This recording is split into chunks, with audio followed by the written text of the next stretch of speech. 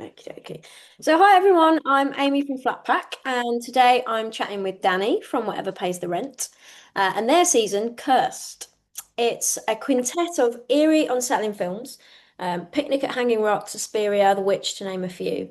Um, and all of them are circling around women, folklore, hysteria, and the idea of being, well, cursed. So, if anyone's out there that's been under a rock for like the last couple of years and they don't know about Whatever Pays the Rent, let's fill them in. Dani, tell me about yourself. Hello. So I'm Danny, and I run Whatever Pays the Rent, which I describe as a DIY cinema project. It's essentially me programming and putting on film events all over Birmingham, and mainly they will all have some sort of immersive element to make it a bit more exciting and interesting, or maybe you'll take home something to do with the film, or there'll be like an activity, those kind of pop-up events. And I also run the 90-minute film club at the Hare and Hounds, which I've been doing since last July as well.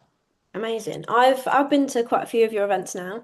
Um, and what I really love is that attention to detail, what you just say, and that kind of interactive element. And for 90 minutes, you're just creating this sort of like mini cinematic world, which I think not only satisfies the sort of die-hard cinephile, but kind of like it's really cool for the first timer as well. It's pretty magic. Yeah, it's good when you have a screening with loads of little details, and then you'll have the people who are like big fans of the film, and as soon as they get there, they're like, "Oh my God, they've got that from the film," and people who have never seen it, and then at the end are like, "Oh, I get it. Okay, oh, I've got this now." So that's fun. Yeah. Okay, so first off, tell us about Cursed. What's the thread that ties all these films together, and why did you decide to do it now? So I'd been wanting to do a sort of horror season for a while and do like a proper season of films. And I decided October, great time to do it. I'm becoming an increasingly just big fan of Halloween, so I knew I wanted to do something around then. Birmingham specifically also has a really big horror audience, so I wanted to appeal to those people. But I guess the thread is maybe that it's like cursed, exploring women on the edge of horror, because Mm. it's not necessarily all of your big, someone has a knife behind the bed, gory jump scare horror films. Instead, there's sort of films that are a bit more eerie or spooky. Um, yeah, so on the edge of horror is what I went for. Yeah, yeah, and that you've kind of perfectly described that. It's more than just jump scares, isn't it? There's kind of like a load of different things in the mix, like folklore, feminism, plenty of chaos. So I like the way that you've sort of curated that. Should we dive into the specifics of the films a little bit more? Yes. Let's start with Picnic at Hanging Rock. So some people might not even think of it as a horror film, but it is sort of like drenched in dread. Those missing schoolgirls, the landscape, it's haunting without showing us a monster. So what made you include that in Kirsten and tell us a bit about that film? Well, firstly, I quite like that some people would be like, "Why is this in the horror season?" I think it's super creepy. Um, I saw Picnic at Hanging Rock maybe like 2 years ago, and I'd wanted to put it on for a while and was trying to track down the rights. And then that's when I saw that the BFI was doing a big 4K restoration of it, and it was back in all the cinemas, but wasn't back in any cinemas in Birmingham. So as soon as I clocked onto that, I was like, I have to show this film. Picnic at Hanging Rock, for me, I'm like a 29-year-old girl, and I can just see loads of the sort of influences, like I'm thinking of like a Tumblr page of someone my age, if Tumblr was still about. And I'm like, they would absolutely love Picnic at Hanging Rock. And Yeah. all I compare it to like Virgin Suicides and stuff, even though it's quite different, but it's more like the aesthetic is very similar. And it's just great. And I have the book. Can I read you what it says before the first page? Because Yes, this what should did it just say? sell you on it. So if you don't know, Picnic at Hanging Rock is about a group of boarding school girls that go on a school trip to a big rock in Australia.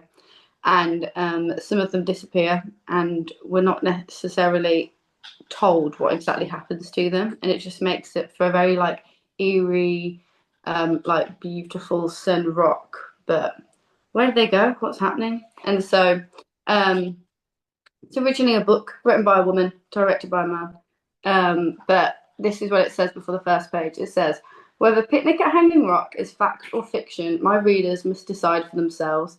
As the fateful picnic took place in the year 1900 and all the characters who appear in this book are long since dead, it hardly seems important. And it was sort of, when it came out, it was one of those where it's like, is it like, you wouldn't, it was the 70s, but you would be Googling, is this a true story? And I think that sort of helped with the success and the creepiness of the film, much like, Blair Witch Project, but this is a good 20 years or so before that. Yeah, that's crazy. I was going to say it kind of reminds me of those found footage, is it real, is it not, that go Yeah. viral. That's really cool. I didn't know that. And I love that you've gone rogue with that choice. Um, so moving on to Suspiria, one of the most stylish operatic horror films ever made. Ballet school, witches, buckets of red paint. It's pretty iconic. How do you think that Suspiria captures that idea of sort of female spaces turning dangerous? Honestly, is there anywhere more terrifying than an all-girls school? It's Suspiria is set in like a ballet school, and yeah, very few men, creepy teachers, teenage girls, uh, a few jump scares in Suspiria, but it's so good and so creepy, and it is definitely my favorite horror film of all time. And I sort of went into it like completely blind, so I'm trying to do that whilst telling people that they really need to come and see this film. But yeah, it's another 70s film, Italian. The music is amazing. It's just like visually very stunning. I can't wait for that one. I've not seen it in ages, so to watch it again on a big screen, very, very exciting. Um, so let's talk about The Witch. Possibly the most recognizable to audiences. Um, it's kind of folk horror at its, I would say, bleakest. A girl accused, a goat called Black Phillip, and the slow descent into paranoia. What do you love about this one? Well, one, that it's 90 minutes, but also, I think the best thing about The Witch is that it's not necessarily like, well, there's loads of twists, and it is quite slow, but it's very like the audience isn't really in on the answers and what is correct until it's revealed sort of right at the end of the film. So you're sort of slowly watching this like family turn against each other, and but you don't necessarily know if one person is being paranoid or is wrong or is completely right to accuse the other, or if one girl is being like blindly like all turned against by her family. So that's what I like about The Witch, is that like you don't really know what's going on right until the end, a bit like Picnic at Hanging Rock. Yeah. I like that we don't know what is happening in these films. Well, Hitchcock once said that audiences would rather be confused than bored, and I think that's true.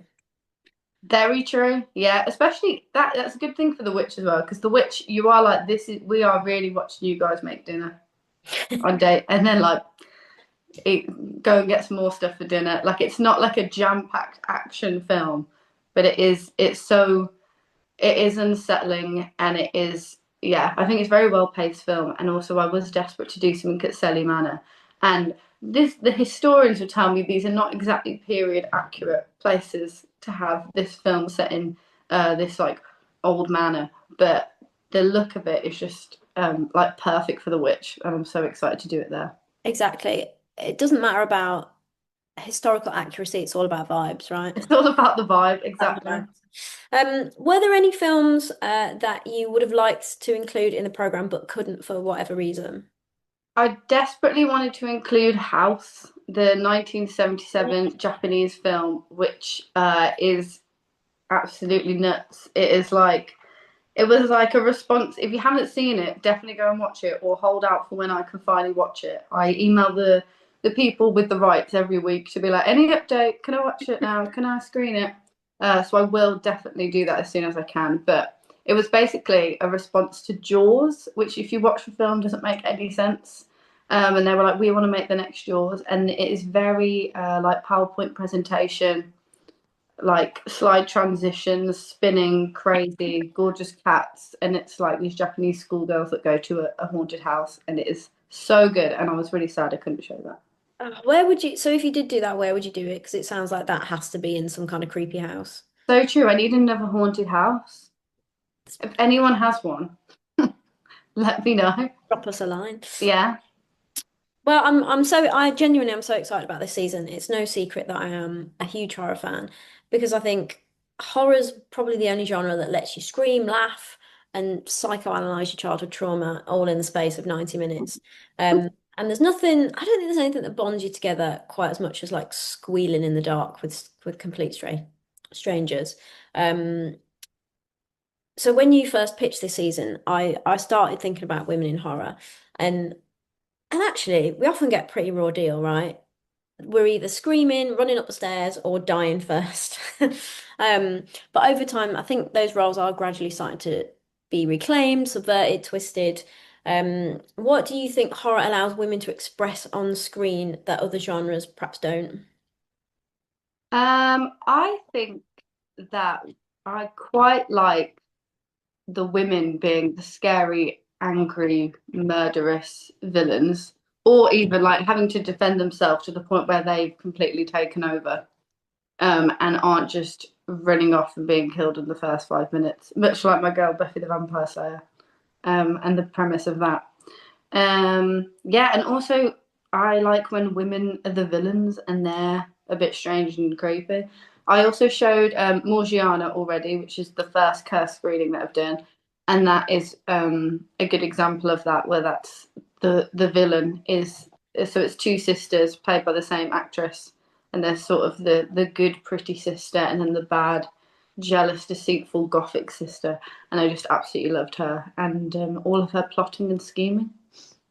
It's amazing because you that's the kind of polar opposite of the final girl trope, which we see so much in horror, from Laurie Strode to what's her name, Sydney Prescott. Mhm. Do you see that as kind of empowering, or is she just like a palatable version of a woman surviving because she's like pure? In Morgiana, Well, in general, in um, I think that I just love when you have the woman is the instead of running off kicking and screaming, the woman like covered in blood.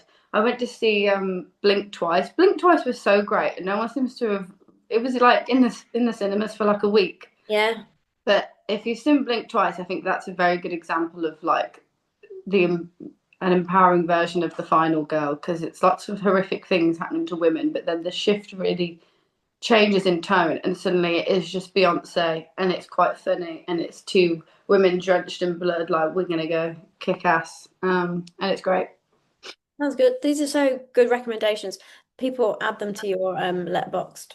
Um, Witches, monsters, monstrous women, horror loves turning femininity into something terrifying. Which of the films in the cursed lineups do you think kind of digs into that idea the most? I definitely think The Witch, Yeah.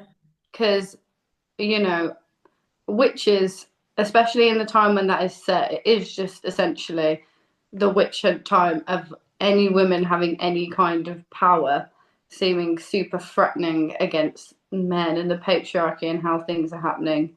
And so to undermine them and accuse them of witchcraft and crazy women that must be murdered. I mean, is there anything more we're going to shut the women up than the witches?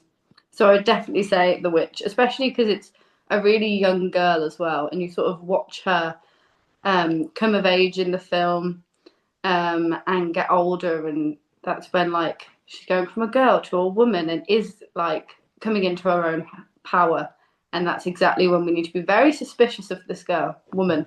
Yeah. Um, yeah, I love that. And the look of it as well, it's so sort of like dark and eerie and the whole sort of mood of it really does work.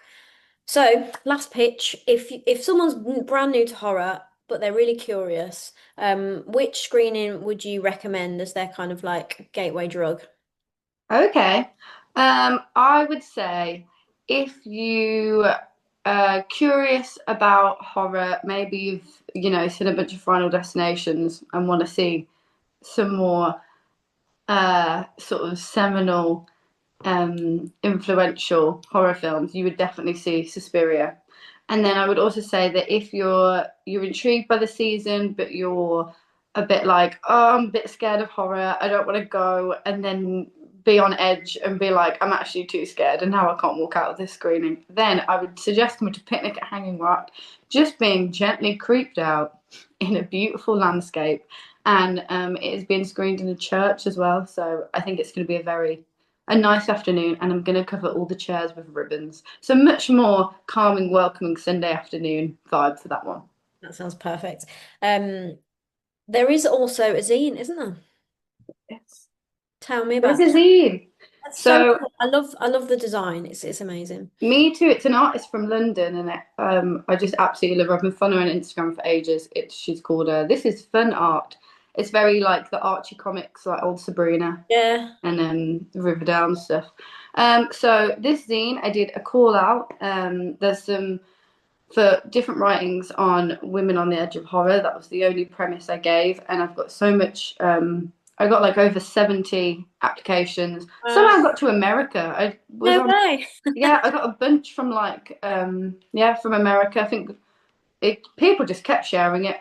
But I'm really pleased with how it's turned out, and there's loads to muse on, and it's 20 pages, and it comes with every screening and every ticket for free. And then at the back, I have all the films that I've mentioned in it. So you also can be like, oh, I now have a watch list to take home with me, or be like, oh, I've seen these first five. What else can I watch? So yeah, please come, and it's pretty. That is very cool. Look at the witch page. Look at this incredible illustration I was sent. That's amazing. Well, So yeah, such a good response to it as well. yeah, it's great, and all the tickets are under £10. They all come with a free zine. Come and see a film you've never seen before, and we'll have a great time. And then the only one we haven't mentioned is I've also got a short animated film night with Boxer Shorts, and that's at the Courtyard in Harborne. And last time I checked, there is one ticket left for that. Right. Well, So that's also had a really great response, and they'll all be by female women creators as well. He's made all of those short films. incredible. So if anyone is desperate for that last ticket, snap it up now before it goes. Hmm. Okay, well, before we go, I want to sign off by playing a quick round of horror this or that, okay? Okay. So don't overthink it, just go with your gut. Okay, which film I prefer? Which film you prefer, and we'll end up with the mother of all horror. Okay. Okay. Misery or Ginger Snaps? Misery. Misery or Halloween? Misery. Misery or The Witch? The Witch. The Witch or Scream? Or The Witch. The Witch or Silence of the Lambs? Silence of the Lambs. Silence of the Lambs or Texas Chainsaw Massacre? Silence of the Lambs. Silence of the Lambs or Buffy the Vampire Slayer, the film? Silence of the Lambs. Silence of the Lambs or Carrie? Silence of the Lambs. Silence of the Lambs or Suspiria? Suspiria. And where can people go see that? And yes, they can all come and see that at Hare and Hounds in October. Amazing. I do love Silence of the Lambs though, and Misery. Those were great films. Okay, good. Um, well, thank you so much for chatting and for curating such a deliciously sinister season. Curse runs throughout October, so check it out. Bring your friends and maybe a pillow to hide behind. And we'll see you in the dark. Thank you.